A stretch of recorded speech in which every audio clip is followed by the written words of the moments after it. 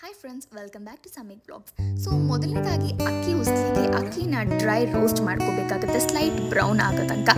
So ಆಮೇಲೆ as usual ಒಗ್ಗರಣೆಗೆ ಸಾಸಿವೆ, ಕಡಲೆಬೇಳೆ, ಹಸಿಮೆಣಸಿನ್ಕಾಯಿ, ಈರುಳ್ಳಿ ಹಾಗೂ ಕರಿಬೇವು ಹಾಕ್ಕೊಂಡು ಅದನ್ನು ಫ್ರೈ ಮಾಡ್ಕೊಬೇಕು.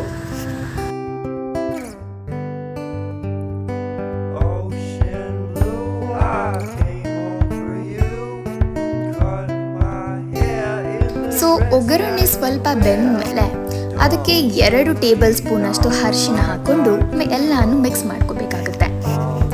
ಹಾಗೂ 2 ಕಪ್ನಷ್ಟು ನೀರು ಹಾಕೋಬೇಕಾಗುತ್ತೆ. ಮತ್ತು ಸ್ವಲ್ಪ ಕಾಯಿ ತುರಿ ಹಾಕ್ಕೊಂಡು ಡ್ರೈ ರೋಸ್ಟ್ ಮಾಡಿರೋಂತಹ ಅಕ್ಕಿನ ಈ ಮಿಶ್ರಣಕ್ಕೆ ಮಿಕ್ಸ್ ಮಾಡ್ಕೋಬೇಕು.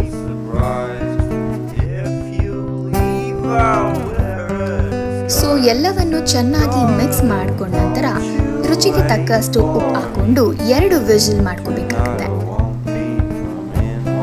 ಸೊ 2 ವಿಸಿಲ್ಸ್ ಆದಮೇಲೆ 1 ನಿಂಬೆ ಹಣ್ಣು ಹಿಂಡ್ಕೊಂಡು ಸ್ವಲ್ಪ ಕೊತ್ತಂಬರಿ ಹಾಕ್ಕೊಂಡ್ರೆ ರುಚಿಕರವಾದ ಅಕ್ಕಿ ಉಸ್ಲಿ ಸವಿಯಲು ಸಿದ್ಧ.